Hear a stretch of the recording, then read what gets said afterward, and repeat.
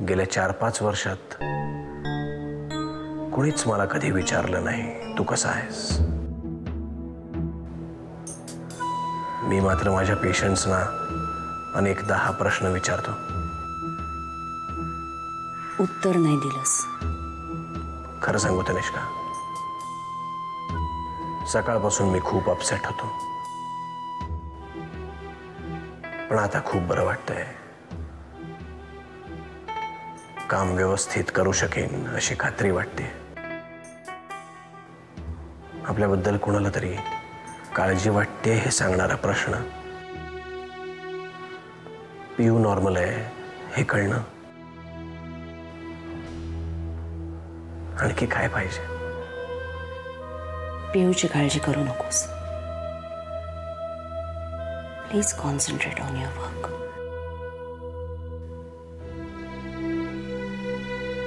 आम्ही उद्याच मुंबईत येतोय. Great, fantastic. I will be waiting for you, Tanishka.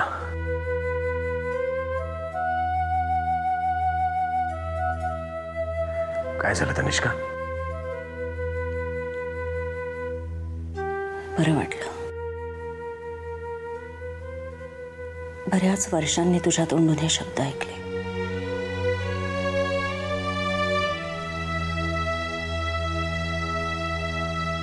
मुंबईत आले की फोन करते. बाय.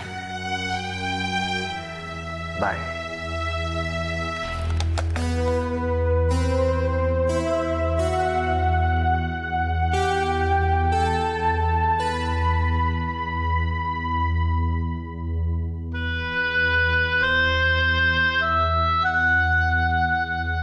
असं घाईघाईने इतकं परत याची काही गरज नव्हती. नाही तर काय. अगं आरामात यायचंस ना, माईंना छान बरं वाटल्यावर. इथे कोणी काय बोलणार होतं का तुला? तसं नाही आई, माईला आता बरं वाटतंय आणि ती एकटी नाहीये, अक्का आली आहे ना. अगं हो, पण तू तिथे असणं जास्त महत्वाचं आहे ना. तुला सांगता येत नाही का तिला? त्यांनी कितीही सांगितलं असतं तरी खरं सांगू का, मला तुम्हा सगळ्यांची खूप आठवण येत होती. बाप, आणि इथे स्वयंपाकघर आतुरतेने वाट पाहते ना तुझी. चला मी काहीतरी खायला करून आणते छानपैकी. काय करू? काही नको, चालली लगेच. काही गरज नाही. प्रवासाची आलीस, जरा आराम करतो. हो पण आई. अगं तुला नाही सांगताय तिला? मी काय सांगणार? काम करू नकोस, आराम कर असं सांगून हिने कधी ऐकलंय माझं? लोक काम करून थकतात, हिचं उलट आहे. काम नसलं की ही थकते. अगदी बरोबर आहे. मी झोपून राहिले तर जास्त कंटाळा येईल, आजारी असल्यासारखं वाटेल. वाटू दे, सासू आहे सेवा करायला. जा, जाऊन आराम कर जा. बाबा तुम्ही तरी सांगा ना. मी बर, तू असं कर, स्वयंपाकघरात जा आणि फर्स्ट क्लास चहा करून घेऊन जा. आत्ता आणते. झालं. ती म्हणाली आणि लगेच तुम्ही तिला पाठवलं. सुनेची काळजी म्हणून नाही. अगं काळजी आहे म्हणून तू तिला आत पाठवलं. आधी तुला सांगतो, कुठल्याही बाईला स्वयंपाकघरी टॉनिक असतं. तिला झोपून राहायला सांग, कंटाळून जाईल ती. आता बघ, चहा पाहिल्यावरती आपण जरा म्हटलं ना, अप्रतिम चहा झालाय, सगळा थकवा पळून जाईल तिचा. आणि तिच्या हाताला चव आहे रे. साधा चहा सुद्धा मस्त. हा करा, सुनेचं कौतुक करा तुम्ही, पण चहा तुम्हाला कुणाच्याही हातचा चालतो. अगं हो, मला आणखीन काय म्हणायचं ऐकून घे ना, ते जास्त महत्वाचं आहे. आधी आज मला ना बटाटे पोहे आणि चहा असा मस्त मूड आलेला आहे. ते चहा करायला गेलीच आहे, पण बटाटे पोहे खायचे असतील ना वसुधा चहाचे. आधी आणि हरभऱ्याच्या झाडावर कुणाला कसं चढवायचं ना ते शिकायचं असेल ना, तर ते यांच्याकडे. करते, बटाटे पोहे करते. बाबा छान जमतं तुम्हाला आईची समजूत काढायला. अरे एक्सपिरियन्स आहे बाबा इतक्या वर्षांचा. माझ्याकडून शिकण्यासारखं खूप आहे, शिकून घे.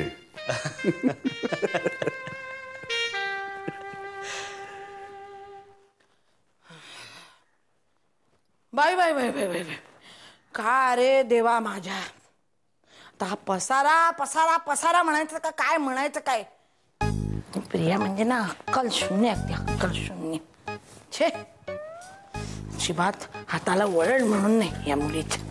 छे, हा कचऱ्याचा ढीग इकडे ठेवला ना असा एवढा मोठा ढीग होईल कचऱ्याचा. अरे बापरे, आता काय या पिशवीमध्ये? हा बघू. छे, आत्या का नोकर आहे मी? काहीतरी एक चित्र काढायचं आणि असा पसारा करून ठेवायचा. अरे देवा देवा देवा, ही प्रथमेशची वही सुद्धा इकडे. त्या वहीचं काय काम आहे?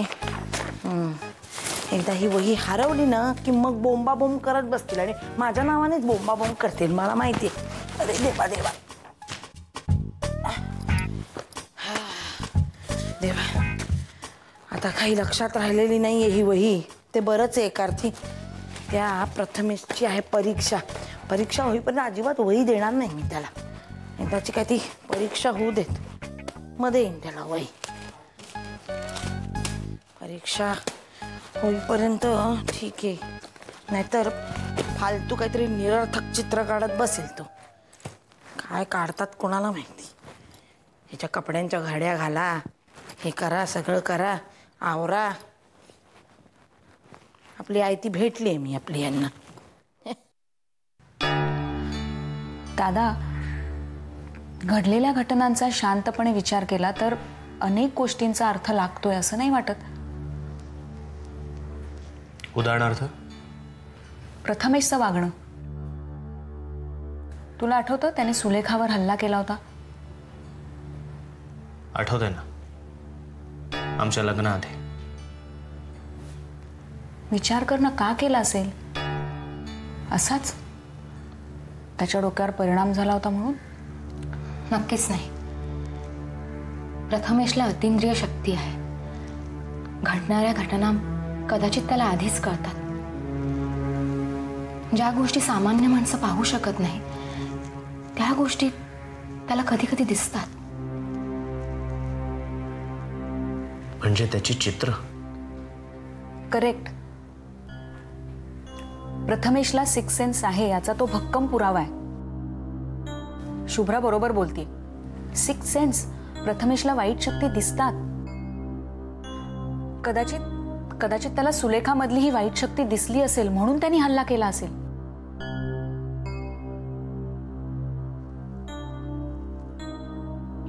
पण मग बर्वेबाईंवरचा हल्ला, त्याचं काय कारण असेल की त्यांच्यामध्ये सुद्धा त्याला वाईट शक्ती दिसली असेल?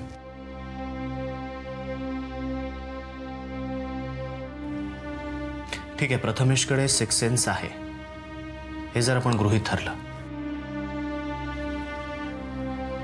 तर एक मोठी इलॉजिकल गोष्ट आपल्या डोळ्यासमोर घडली.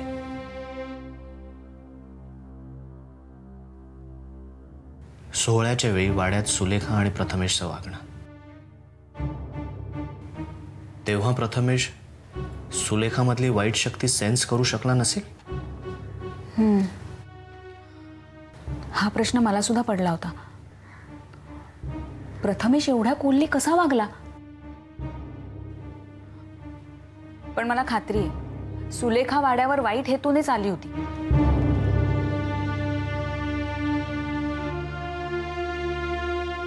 पण तिने काहीही केलं नाही. दादा, तिला त्यावेळी काही करता आलं नसेल कदाचित,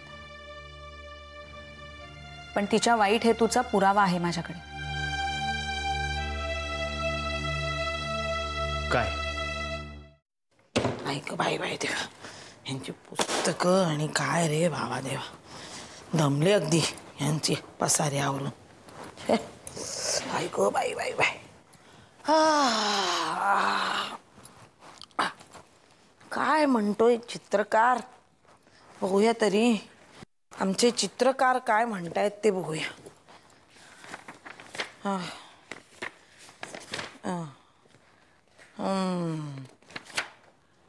काय रे बाबा बाबा, काय ही चित्र, काय काय म्हणायची ही चित्र?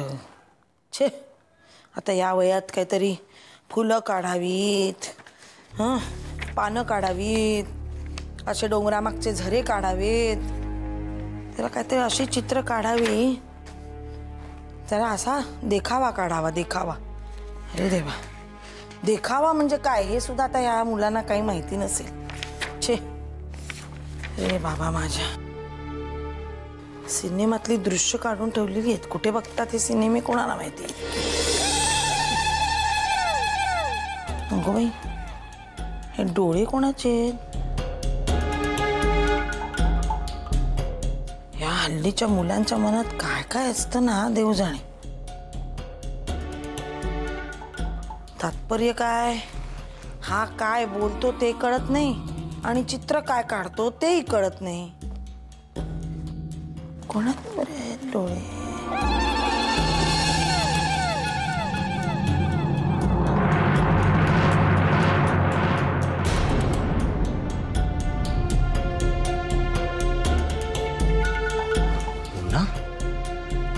अगे हे चित्र पेट घेतलेला वाडा. प्रिया, हे काय? मी नाही काढलंय, सुलेखाने काढलंय, जेव्हा तिने माझ्या मनाचा ताबा घेतला होता. पण हे असं? तिच्या मनातल्या भावना, इच्छा, हे सगळं तिच्या मनातलं आहे जे या चित्रात दिसते. तिला हे घडवायचं होतं. पण वाड्यावर असताना तिचं वागणं तसं नव्हतं, कारण कदाचित आपण सगळे एकत्र असल्यामुळे ती काही करू शकत नव्हती. ती काही करू शकत नव्हती की काही न करणं हाही तिच्या प्लॅनचा एक भाग होता. काय असेल तिचा प्लॅन? सिंपथी. मी कशी साधी सरळ आहे हे पटवून देण्यासाठी तर ती अशी वागली नसेल. नाही, मला नाही वाटत असं. ह्या मागे काहीतरी वेगळं कारण आहे जे अजून आपल्याला कळलं नाहीये.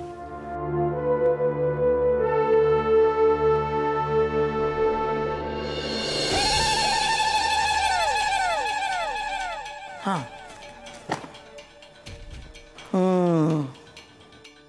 लोकांची चित्र विरंगुळा म्हणून असतात. काय बाई हे चित्र, छे, मेंदूला झिणझिण आल्या नुसतं, झिणझिण्या. सरळ चेहरा काढला असता तर काय बिघडलं असतं का? पण नाही, भलतंच काढून ठेवलेलं आहे तिथे. हे असलंच काहीतरी दळभद्र प्रियानं काढलं होतं. कशाला काय कसला अर्थ म्हणून नसतो. नशीब हे आता ओळखता तरी येतंय बाईचं चित्र आहे म्हणून.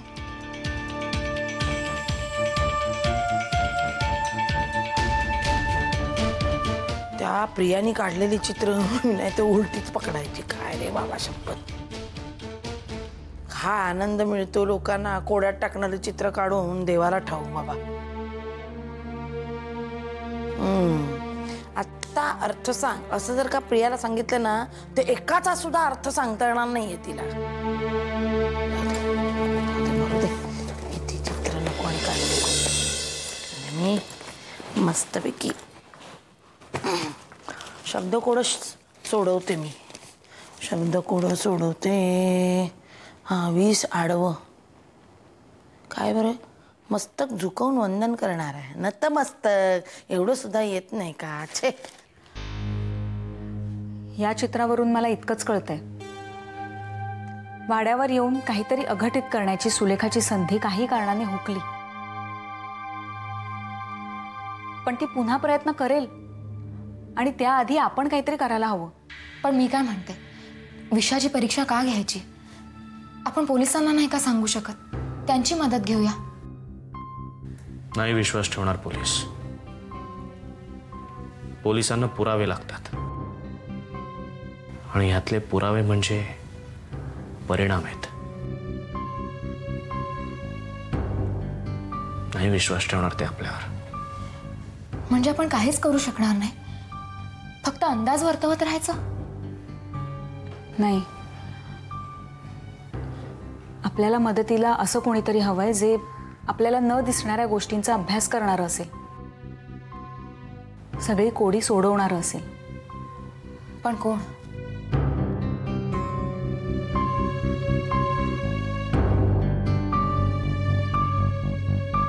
डॉक्टर जोशी. बरं अभिमान, आता काही त्रास वगैरे? आता कसं वाटतंय? Absolutely fine. अलीकडे जेव्हा सुलेखाला भेटला होतास तेव्हा काही त्रास झाला? तिनं मला त्रास देण्याचा प्रयत्न केला की नाही मला माहीत नाही, पण मी तिच्या डोक्याला खूप त्रास दिला.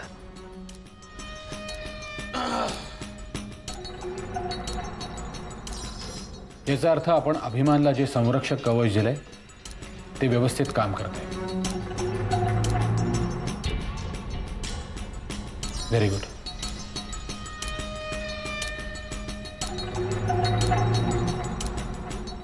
तुम्ही काळजी करू नका, अभिमान अगदी व्यवस्थित आहे.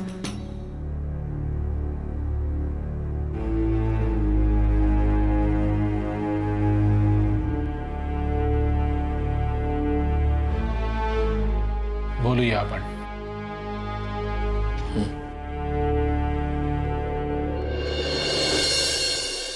धन्यवाद डॉक्टर साहेब. माझा अभिमान फक्त तुमच्यामुळे माणसात आलाय. तुमचे खूप उपकार आहेत माझ्यावर, खरंच. नाही यशवंतराव, फक्त माझ्यामुळे नाही, ही त्याचीही इच्छा असणार. कारण आपण जो प्रयोग केला त्याला त्याच्या इच्छेमुळे यश आलंय. नाही, मला ठाऊक नाही नेमकं कशामुळे यश आलंय, पण माझ्यासाठी आता तो म्हणजे तुम्ही आहात. पण डॉक्टर साहेब, अभिमानला जर बाळशास्त्रीच्या मृत्यूच्या वेळेचा नेमका क्षण आठवला तर सुलेखा त्यावेळेला नेमकं तिथं काय करत होती तेही आठवेल. हा, पण ते होणार कसं? अभिमानला त्या क्षणाचा किती जबरदस्त धक्का बसला आणि त्याचं काय झालं हे तुम्ही पाहिलंत. आत्ता तुम्ही अभिमानला जसा पाहतायत त्याला तसा होण्यासाठी मला त्या क्षणाची, त्याच्या मनावरची स्मृती पूर्णपणे झाकून टाकावी लागली. आणि तसंही आत्ता अभिमानला ते सगळं न आठवणं हेच त्याच्या हिताचं आहे. ठीक आहे, मग त्या सुलेखालाच धरून आणतो तुमच्या समोर. तिच्यावर पण प्रयोग करूया, मग तर खरं काय ते कळेल. यशवंतराव, मी एक डॉक्टर आहे. माझ्या कामाची पद्धत थोडीशी वेगळी आहे, पण माझीही काही तत्व आहेत जी मी कधीच मोडत नाही. मी तुम्हाला मागेही म्हणालो होतो, आता पुन्हा सांगतो की तुम्हाला हवं तसं काम तुम्ही माझ्याकडून करून घेऊ शकाल असा विचारही करू नका.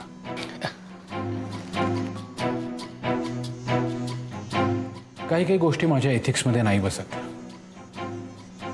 आणि मी कधीच करत नाही. तशीच वेळ आणि परिस्थिती आली तर पाहूया काय करता येईल ते.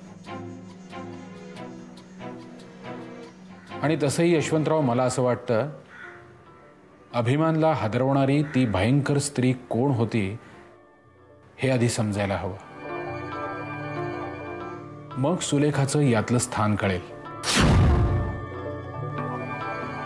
ती तिची साथीदार आहे की तिच्या हातातली बावली.